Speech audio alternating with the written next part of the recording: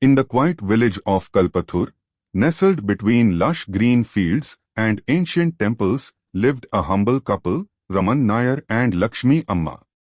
They were ardent devotees of Ayyappa Swami and followed all the traditions and rituals with unwavering faith. Every year, they undertook the Mandalavratham, observing strict vows and eventually making the sacred pilgrimage to Sabrimala. Their only son, Kartik, was different. Unlike his parents, he believed that rituals were unnecessary. He was well educated, had read many scriptures, and often engaged in debates about spirituality. One evening, as the family sat in their courtyard after the evening Ayyappa bhajans, Kartik voiced his thoughts. "Father, why do you waste time in these rituals?" Kartik asked. "Waking up at dawn, applying vibhuti, fasting, chanting hymns, it's all unnecessary. Isn't true spirituality about understanding the scriptures and realizing God within?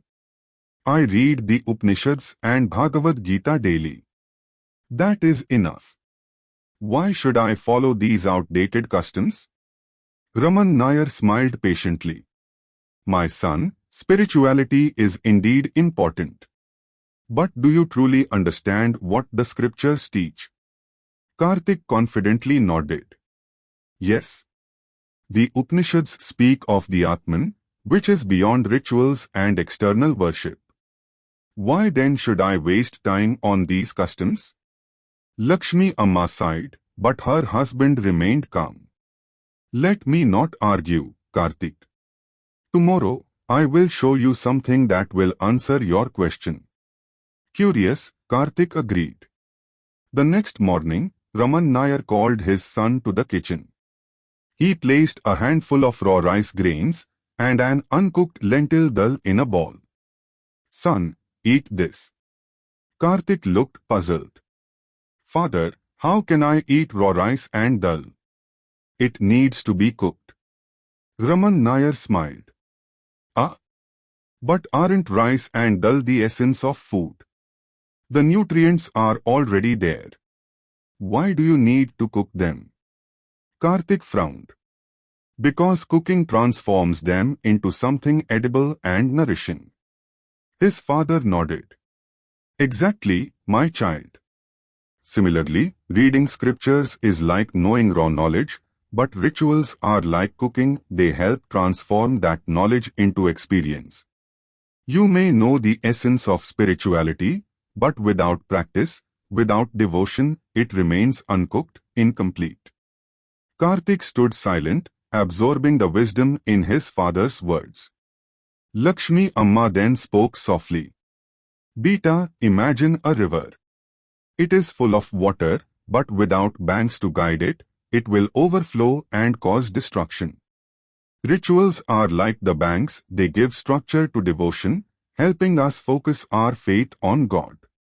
Just like Ayyappa Swami himself followed strict penance and discipline in the forests, we, too, must discipline ourselves through these sacred traditions." Kartik was deeply moved. He had always dismissed rituals as meaningless, but today, he saw them in a new light, not as mere customs, but as a bridge between knowledge and experience, devotion and discipline. A week later, as his parents prepared for their annual Sabrimala pilgrimage, Kartik did something unexpected.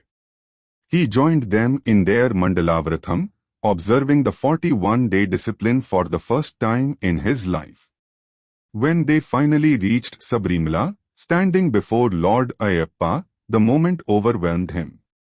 The air vibrated with the chants of Swamiye Sarnam Ayyappa, and the divine energy of thousands of devotees filled his heart with an indescribable bliss.